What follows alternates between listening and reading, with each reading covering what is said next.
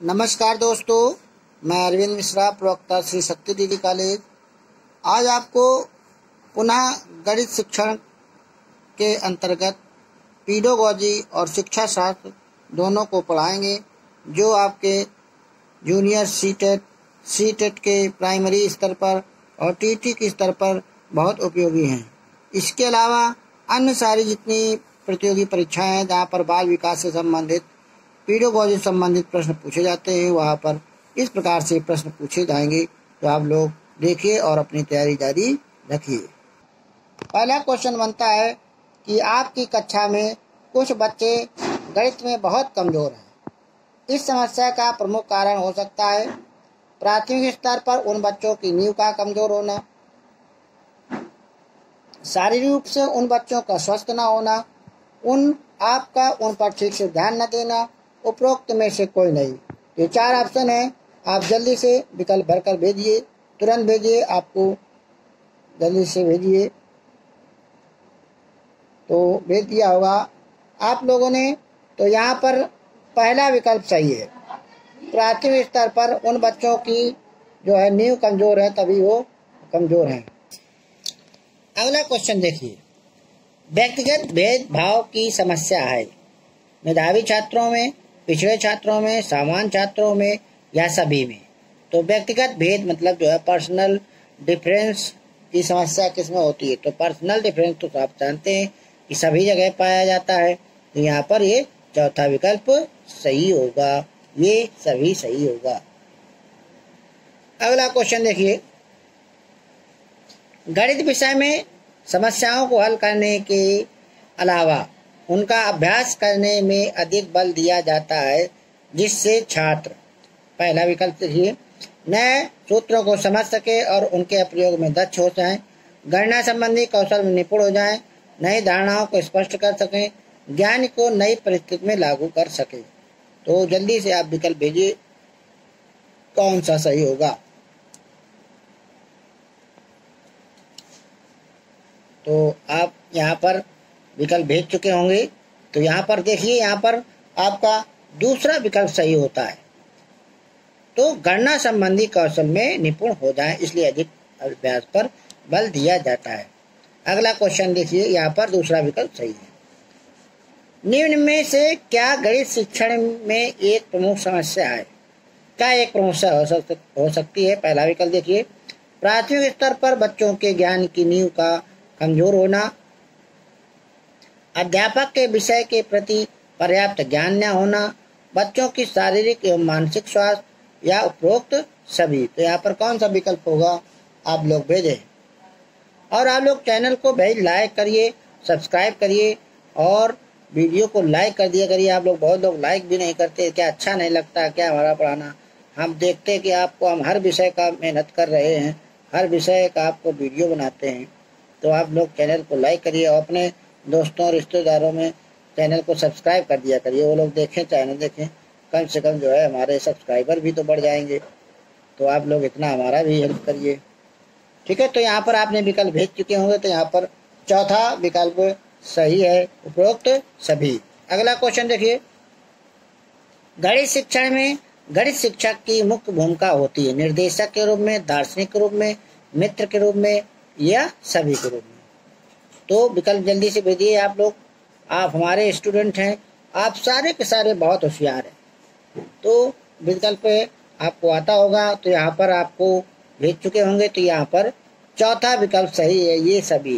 गणित शिक्षक होता है, निर्देशक भी होता है, दार्शनिक भी होता है और मित्र भी होता है। अगला क्वेश्चन देखिए, गणित शिक्षण में बच्चों की रुचि का विषय के प्रति अभाव एक प्रमुख समस्या है।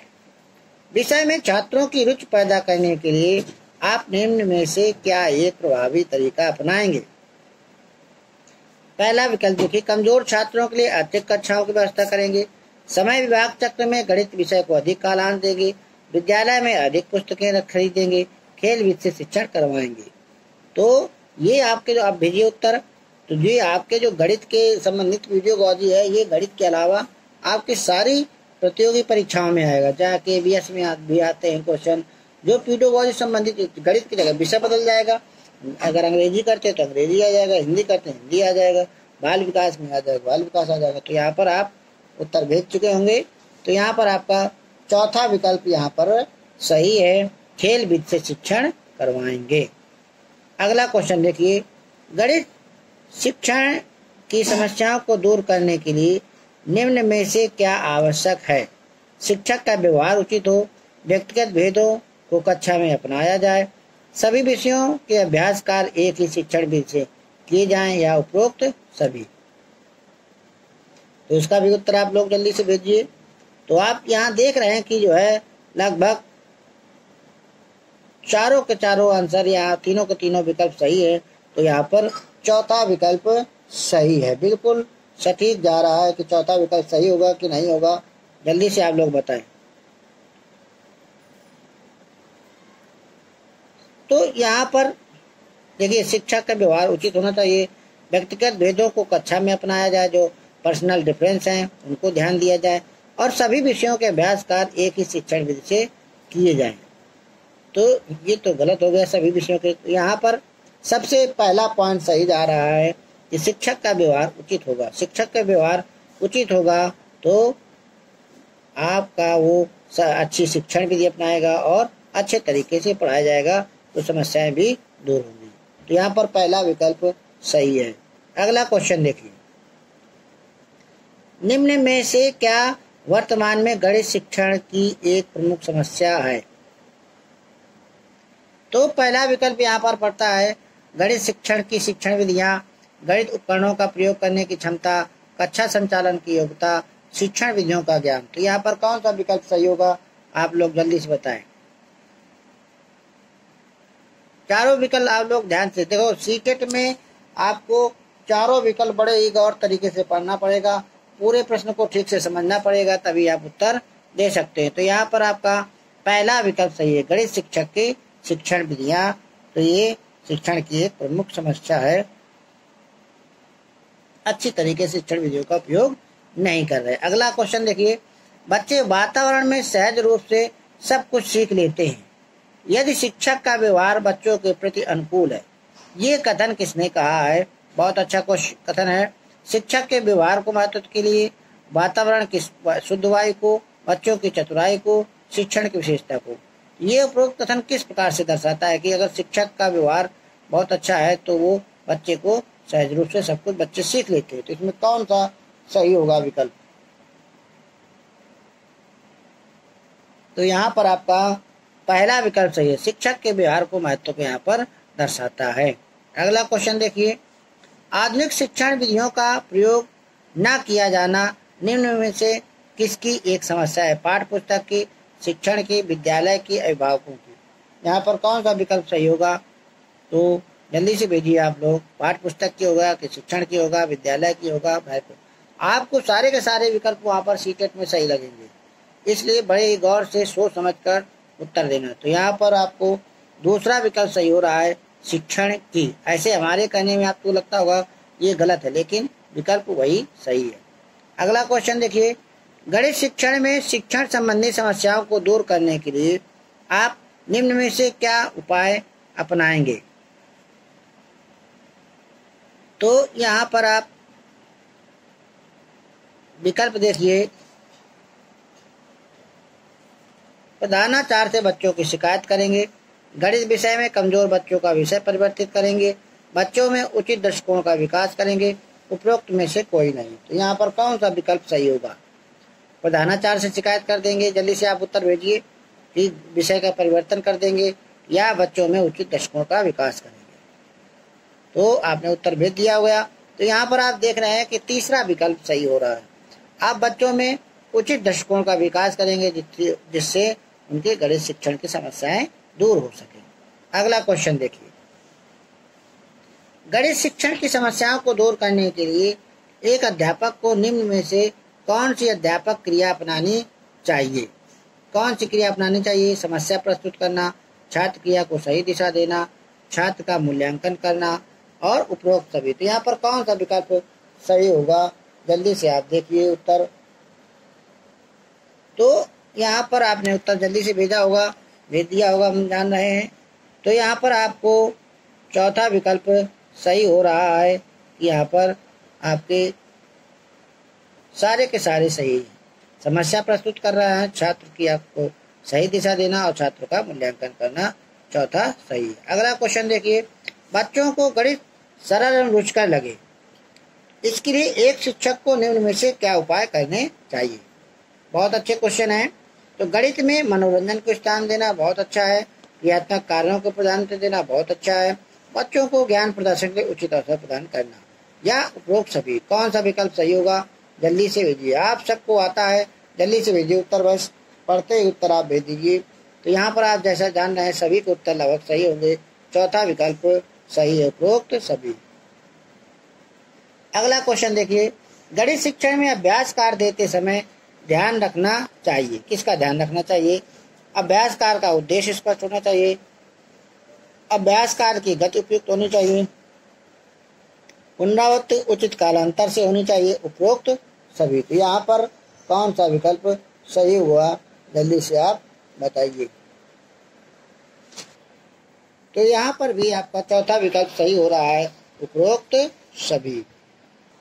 अगला क्वेश्चन देखिए, गणित शिक्षण की समस्या को दूर करने के लिए एक बालक में ज्ञान के प्रति रुचि उत्पन्न की जा सकती है, शिक्षण विधि द्वारा, प्रेरणा द्वारा, अभिरुचि द्वारा, उपरोक्त में से किसी के द्वारा नहीं। तो यहाँ पर कौन सा विकल्प सही होगा, जल्दी से आप लोग बताएं।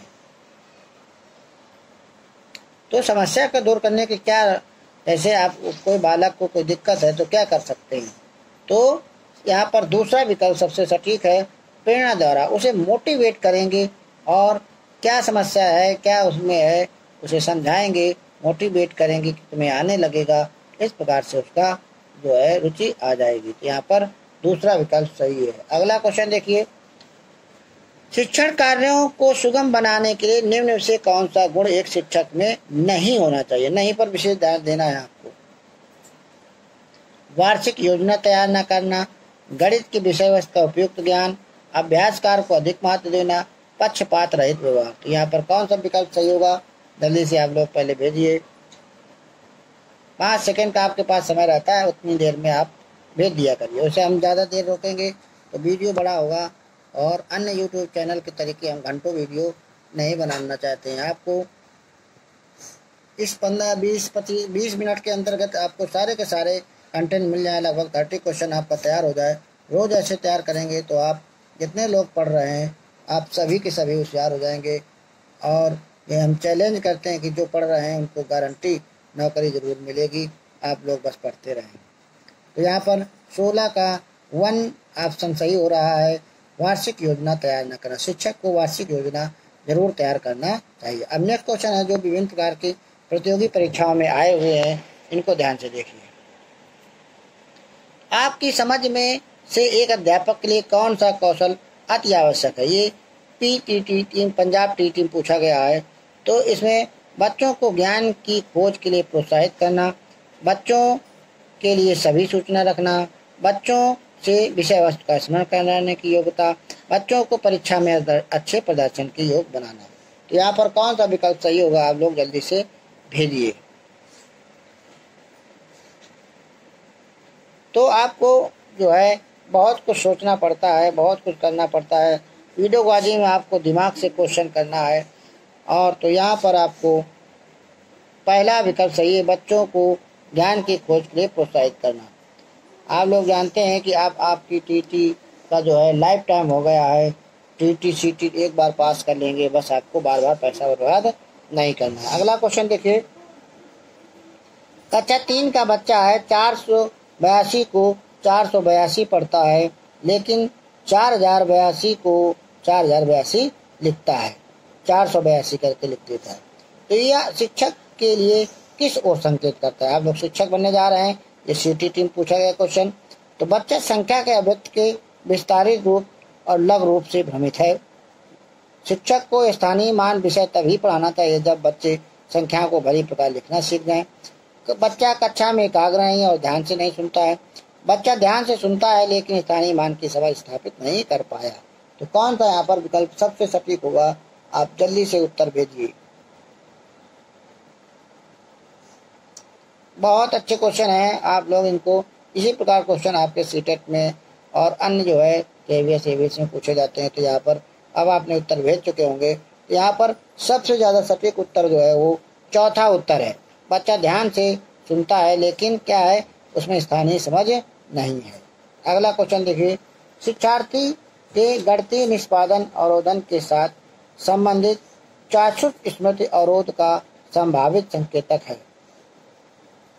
गणितीय निष्पादन अवरोधन के साथ ही संबंधित जो है, जो चाक्षुष ज्ञान, चाक्षुष माने ज्ञान, स्मृति अवरोध का संभावित संकेतक क्या है?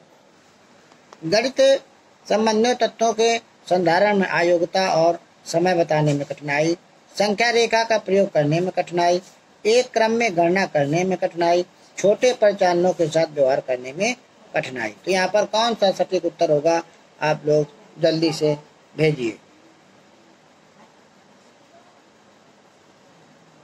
तो यहाँ पर आप भेज चुके हैं उत्तर। पहला विकल्प यहाँ पर सही होता है, गणित संबंधी तत्वों के संधारण में अयोग्यता और समय बताने में कठिनाई। और नेक्स्ट क्वेश्चन है, कक्षा 4 की पाठ्य पुस्तक में से दी गई निम्नलिखित समस्याओं में कौन सी बहु अनुशासनात्मक समस्या की ओर संकेत करती है? ये सारे देख रहे हैं आप, जैसे कि सीटेट में क्वेश्चन आया हुआ है।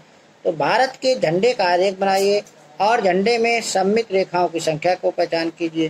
दी गई आकृति की दर्पण विधि प्रतिबिंब का आरेख बनाइए। दी गई आकृति में कितनी सममित रेखाएं हैं?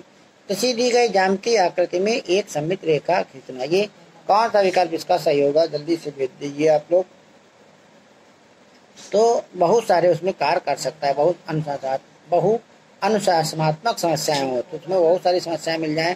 तो यहाँ पर पहला विकल्प सही होगा, भारत के झंडे का आरेख बनाना और झंडे में सममित रेखाओं की संख्या को पहचान करना। तो इसमें बहुत सारी समस्याएं आ जाएंगी। अगला क्वेश्चन देखिए, आकांक्षा गणित की एक अच्छी अध्यापिका बनना चाहती है। गणित की अच्छी अध्यापिका के लिए क्या आवश्यक है, उसके पास क्या होना चाहिए? अच्छा संप्रेषण कौशल तथा बंद अंत वाले प्रश्नों का अच्छा ज्ञान होना चाहिए। गणितीय विषय वस्तु को वास्तविक जीवन जोड़ने के लिए अवधारणात्मक ज्ञान, समझ और योग्यता होनी चाहिए। संख्या पद्धति, बीज गणित, ज्यामिति का अच्छा ज्ञान होना चाहिए। बिना समय लगाए समस्याओं हल को और समस्याओं सवालों को हल करने की योग्यता होनी चाहिए। तो कौन सा विकल्प सही होगा, उत्तर भेजिए आप लोग। तो आप भेज चुके होंगे उत्तर, बहुत लोग भेज दे चुके हैं, जल्दी भेज देते हैं। तो यहाँ पर दूसरा विकल्प सबसे सही है, गणितीय विषय वस्तु को वास्तविक जीवन जोड़ने के लिए अवधारणात्मक ज्ञान, समझ और योग्यता होनी चाहिए। और नेक्स्ट क्वेश्चन आप देखिए, गणित से भयभीत होने और असफल होने के लिए निम्नलिखित में किसे एक कारण नहीं माना जा सकता है? कक्षा के अनुभव की, प्रतीकात्मक संकेत की, गणित की संरचना की, लैंगिक भेद की। तो यहाँ कौन सा एक नहीं हो सकता है, बताइए जल्दी से। तो उत्तर भेज चुके होंगे आप लोग। तो यहाँ पर चौथा विकल्प सही है, लैंगिक भेद। यहाँ पर जो है मेल फीमेल से यहाँ पर कोई मतलब नहीं है, उससे कोई भयभीत होने, असफल होने से कोई मतलब नहीं है। अब आप लोग कॉपी पेन निकाल लीजिए और पेन कॉपी निकाल कर बैठिए और आपको हम सवाल दे रहे हैं, जल्दी से आप लोग लगाएंगे और हमें इसी कमेंट बॉक्स पे उत्तर देंगे। कितने लोग देखते हैं, बहुत अच्छे मैथ में होशियार हैं आप लोग, तो जल्दी से आप लोग उत्तर देंगे। 10 सेकंड का आपको हम समय दे सकते हैं, 10 से 5 सेकंड में, बहुत छोटे छोटे क्वेश्चन है, उत्तर दीजिए। यहाँ पर 23वां क्वेश्चन देखिए, 1 से 100 तक की संख्याओं में अभाज्य संख्याएं कितनी हैं? आप सभी लोगों को ये क्वेश्चन आना चाहिए, कितनी अभाज्य संख्याएं हैं, जल्दी से आप कमेंट बॉक्स दीजिए। 26 है कि 51 है कि 50 है कि 25 है, जल्दी से भेजिए उत्तर। 5 सेकंड हो गए, जल्दी से भेजिए। 1 से 100 तक की संख्याओं में अभाज्य संख्याएं कितनी हैं? तो यहाँ पर आपका चौथा विकल्प सही है, 25 हैं। आप लोग इसको काउंट कर लीजिए। अगला क्वेश्चन है, प्रथम 4 अभाज्य संख्याओं का योगफल बताइए। पहले की 4 अभाज्य संख्याएं का योगफल क्या होगा? जल्दी से कॉपी लेकर जल्दी से जोड़िए और बताइए कितनी होगी। अभाज्य संख्याएं कौन कौन सी होती हैं, आपको पता होना चाहिए कि पहली अभाज्य संख्या 2 है, फिर 3 है, फिर 5 है और 7 है। तो इसका योग क्या होगा? अब उत्तर आप भेज चुके होंगे, भेज दीजिए जल्दी से। तो यहाँ पर आपका दूसरा विकल्प सही है, 17 सही है। 2 + 3 + 5 + 7 को जोड़िए, 17 आएगा। अगला क्वेश्चन देखिए, 2 अंकों की बड़ी से बड़ी अभाज्य संख्या कौन सी होगी? सबसे बड़ी अभाज्य संख्या कौन सी है 2 अंकों की? 97 होगी कि 99 होगी कि 93 होगी 91? सबसे बड़ी भाज्य संख्या है।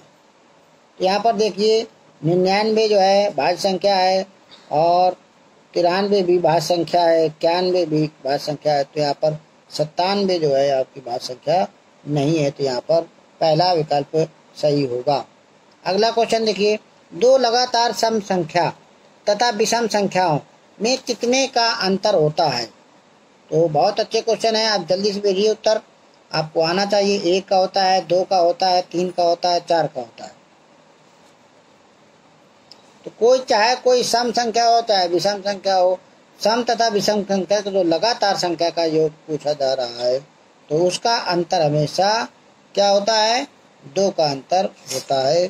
तो यहाँ पर दूसरा विकल्प सही होगा। तो यहाँ पर आप सोच रहे होंगे 1 का अंतर होता है, लेकिन यहाँ क्वेश्चन को ध्यान से समझिए। कह रहे 2 सम या 2 विषम संख्याओं में कितने का अंतर होगा? तो 2 सम विषम लगातार जो है 2 ही का अंतर होता है। अगला क्वेश्चन देखिए, सम संख्याओं में इकाई के स्थान पर कौन सा अंक नहीं हो सकता? 0 नहीं हो सकता, 2 नहीं हो सकता, 3 नहीं हो सकता, 4 नहीं हो सकता। ये तो बहुत सरल क्वेश्चन है, आपने सबको उत्तर भेज दिया होगा। बहुत अच्छा आप लोगों को आता है उत्तर। Very good boys and girls, हमारे प्यारे स्टूडेंट बहुत अच्छे हैं। तो यहाँ पर आपका तीसरा विकल्प 3 नहीं हो सकता है, नहीं तो 3 क्या है? विषम संख्या है। अगला क्वेश्चन देखिए 28 क्वेश्चन देखिए 764 की अनुवर्ती संख्या क्या होगी? अनुवर्ती और पूर्ववर्ती संख्या पूछ ली जाती है। तो अनुवर्ती माने क्या होती है? पहले की संख्या। तो क्या होगी यहाँ पर?